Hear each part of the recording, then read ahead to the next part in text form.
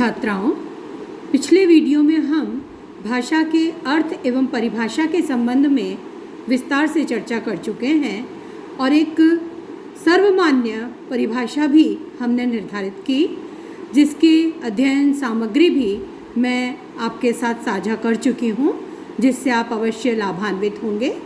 अब भाषा संबंधी इस चर्चा को आगे बढ़ाते हुए भाषा के अभिलक्षण अथवा विशेषताएं, इसके संबंध में हम इस वीडियो में चर्चा करेंगे।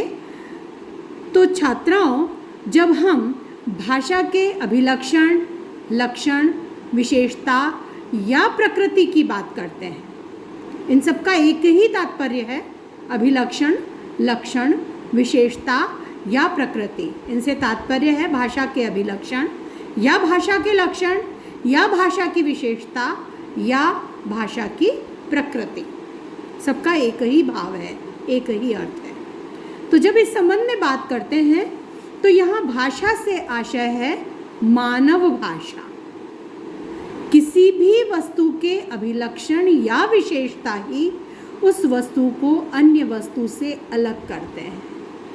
तो मानव भाषा में ऐसी कौन सी विशेषताएं हैं, मानव भाषा के ऐसे कौन से अभिलक्षण हैं या कौन से लक्षण हैं, या मानव भाषा की प्रकृति किस प्रकार की है जो उसे अन्य भाषाओं से अलग करती है, हम इसके संबंध में चर्चा करेंगे।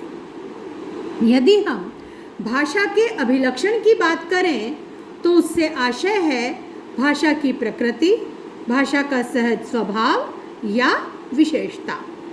मानव भाषा में कुछ ऐसी विशेषताएं होती हैं जो उसे अन्य जीवों की भाषा से अलग करती हैं।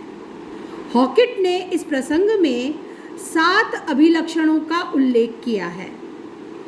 पहला द्वैतता, दूसरा उत्पादन क्षमता, तीसरा यादृच्छिकता, चौथा प्रेषण और ग्रहण में परस्पर परिवर्तनीयता, पांचवा भाषा में विशेषीकरण, छठा भाव अभाव मूर्त अमूर्त का द्योतन और सातवां सांस्कृतिक परंपरागतता।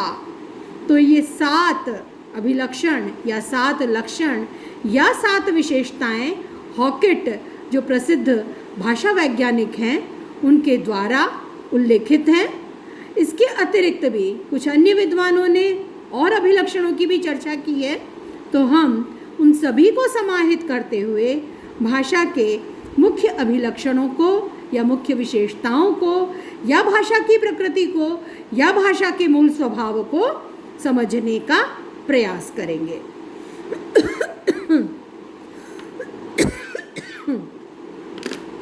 सबसे पहली जो हम भाषा की विशेषता देखते हैं वह है भाषा एक सामाजिक वस्तु है। हम जिन लक्षणों का उल्लेख करेंगे, जिनकी बात करेंगे, उनमें हॉकेट द्वारा बताए गए जो 7 लक्षण हैं वे भी समाहित होंगे। इसके अतिरिक्त तो कुछ अन्य लक्षण भी हमारे सामने हैं जो अन्य विद्वानों ने जिनकी चर्चा की है, तो उन सबको हम इसमें देखेंगे। तो सबसे पहले लेते हैं भाषा एक सामाजिक वस्तु है। भाषा की उत्पत्ति समाज से होती है और उसका विकास भी समाज में ही होता है, या कह सकते हैं भाषा के समस्त गुणों का विकास समाज में ही होता है। मानव भाषा अनुवांशिक नहीं होती। यदि हम देखें कि यदि कोई मनुष्य प्रारंभ से ही गूंगे लोगों के बीच रहे या प्रारंभ से ही वो वन में पशुओं के बीच रहे, तो वह हमारी भाषा नहीं सीख पाता, अनुवांशिक रूप में भाषा प्राप्त नहीं होती। जो कहते हैं ना कि माँ के पेट से सीख कर नहीं आता, मातृभाषा उसे कहते हैं, उसके बारे में भी हम चर्चा करेंगे। लेकिन अनुवांशिक नहीं होती भाषा, वो यहीं इसी समाज में आकर प्राप्त होती है। इसलिए बच्चा जिन भाषा भाषियों के बीच रहता है वही भाषा सीख जाता है, वही भाषा बोलता है। और यदि बालक अपने जन्म के साथ ही किसी निर्जन स्थान पर रहे जहाँ उससे कोई बोलने वाला ना हो, तो वो बालक भाषा नहीं सीख पाता। कुछ ध्वनियाँ वो निकाल सकता है, पशु पक्षियों को देखेगा तो उनके अनुसार ध्वनियाँ निकालने लगेगा। लेकिन एक सर्व स्वीकृत, सर्वमान्य या एक सामाजिक परिष्कृत जो भाषा है, वो भाषा वो समाज में रहकर ही सीखता है। और यही कारण है कि जो व्यक्ति जिस तरह के समाज में रहता है, जिस तरह के लोगों के बीच रहता है, उसकी भाषा भी उनके अनुरूप वैसी ही बनती चली जाती है। तो आइए इस बात को और आगे बढ़ाते हैं। मानव भाषा आनुवांशिक नहीं होती, वह मनुष्य अपने आसपास के समाज में ही अनुकरण द्वारा ही सीखता है। प्रोफेसर वांद्रियेज इस संबंध में कहते हैं, भाषा प्रधानतः एक सामाजिक तथ्य है तथा सामाजिक संपर्क का फल है। समाजों को मिलाए रखने वाले सबसे अधिक दृढ़ संबंधों में भाषा भी एक है और उसकी प्रगति सामाजिक समुदाय के अस्तित्व पर निर्भर है। तो समाज को जोड़े रखने में भी भाषा का बड़ा योगदान होता है। समाज संबंधों को दृढ़ बनाने में भाषा का बड़ा योगदान होता है। और हमारा यह जाना हुआ सत्य है कि राष्ट्रभाषा हिंदी ने किस प्रकार से राष्ट्र को एक बनाने में, हमारे स्वाधीनता आंदोलन के समय एक राष्ट्रभाषा का मूल मंत्र लेकर के राष्ट्रीय एकता को कायम करने का प्रयास किया गया था। तो समाज को सुदृढ़ करने, जोड़ने का कार्य भी भाषा करती है।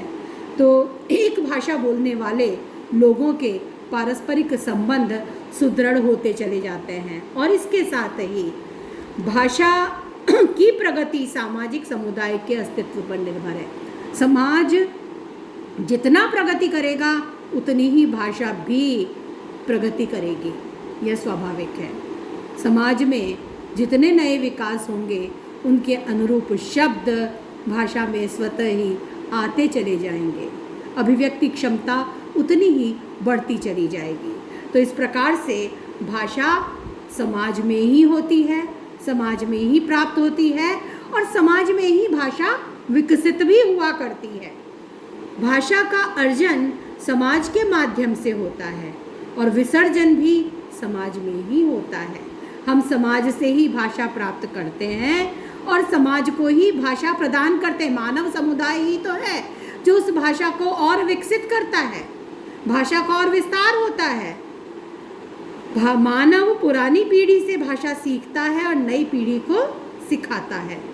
भाषा के समस्त ध्वनि संकेतों को समाज में ही मान्यता मिलती, समाज ही तो उसे स्वीकृति प्रदान करता है, तभी तो वो ध्वनि संकेत उस विशेष अर्थ में मान्य होते हैं। इस संदर्भ में यह भी स्पष्ट कर देना आवश्यक है कि मातृभाषा, हमने पहले चर्चा की है, भाषा आनुवांशिक नहीं होती, वो इस समाज में प्राप्त होती है। तो मातृभाषा जिसे शिशु अपनी माँ से सीखता है वह भी समाज की ही संपत्ति होती है, जिसे सबसे पहले शिशु को परिचित करवाने का कार्य माँ के द्वारा किया जाता है, इसलिए उसे मातृभाषा कहते हैं। उसका स्वरूप भी सामाजिक ही होता है, वह भाषा भी समाज की संपत्ति होती है, लेकिन बालक मानव माँ से प्राप्त करता है, इसलिए उसे मातृभाषा नाम दिया जाता है।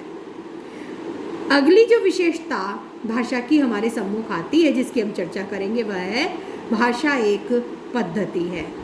प्रत्येक भाषा में व्यवस्था या पद्धति का विशेष महत्व होता है। प्रत्येक भाषा की एक व्यवस्था होती है। भाषिक अंग कौन कौन से हैं? हमने भाषा विज्ञान के अध्ययन क्षेत्र की जब चर्चा की थी तो भाषा के उन अलग अलग अंगों की बात की थी। हम आगे के अध्ययन जब हम करेंगे भाषा संबंधी तो उन अंगों की बात फिर से करेंगे, लेकिन अभी यहाँ पर प्रसंग आ गया है। तो भाषा की जो पद्धति है, भाषा के सभी अंगों की एक व्यवस्था होती है, एक पद्धति होती है। वो अंग कौन से हैं? ध्वनि, शब्द, पद और वाक्य, इन सब की एक निश्चित व्यवस्था होती है। भाषा रूप में परिवर्तन होने पर भी व्यवस्था बनी रहती है। इसी व्यवस्था को हम व्याकरण कहते हैं। हर भाषा का अपना व्याकरण होता है और इसी पद्धति के अनुसार भाषा सीखी जाती है। विदेशी भाषा शिक्षण का अर्जन जब किया जाता है तो उसमें इस पद्धति का विशेष महत्व होता है। तो उसे हम व्याकरण भी कहते हैं। प्रत्येक भाषा का होता है जो उस भाषा की व्यवस्था से हमें परिचित करवाता है, और उस भाषा व्यवस्था को जानकर ही हम अन्य भाषाओं को या दूसरी भाषाओं को या विदेशी भाषाओं को सहजता से सीख पाते हैं। तो उस विदेशी भाषाओं के शिक्षण या अर्जन में इस पद्धति का विशेष महत्व होता है। जैसे हम उदाहरण लेते हैं, हिंदी वाक्य का क्रम क्या होता है? कर्ता, कर्म और क्रिया। जो भाषा के अलग अलग अंग हैं उनमें वाक्य भी एक है, हमने वाक्य की बात की, ध्वनि भी है, शब्द भी है, पद भी है। तो हिंदी वाक्य है उसमें कर्ता, कर्म, क्रिया का क्रम रहता है। हम पहले भी इसकी चर्चा कर चुके हैं। सबसे पहले कर्ता, फिर कर्म, फिर क्रिया। मोहन ने भोजन किया, या मोहन खाना खाता है, तो पहले कर्ता, फिर कर्म, फिर क्रिया अंत में आती है। लेकिन अंग्रेजी वाक्य का क्रम क्या है? अंग्रेजी वाक्य में कर्ता, फिर कर्म, क्रिया और फिर कर्म आता है। मोहन ईट्स फूड, ठीक है, ईट्स क्रिया है, तो कर्ता, क्रिया और कर्म ये क्रम चलता है। तो वाक्य की एक व्यवस्था है, एक पद्धति है। तो हम जब अंग्रेजी सीखते हैं तो उस वाक्य पद्धति को सीखकर ही हम उस भाषा का प्रयोग कर पाते हैं। प्रत्येक भाषा की वाक्य रचना, शब्द के काल, वचन, लिंग की एक विशेष पद्धति होती है, और उसके अनुरूप ही उस भाषा को हम सीख पाते हैं या जान पाते हैं। आज हमने इन दो विशेषताओं के संबंध में चर्चा की। आगे हम भाषा की अन्य विशेषताओं के संबंध में विस्तार से चर्चा करेंगे।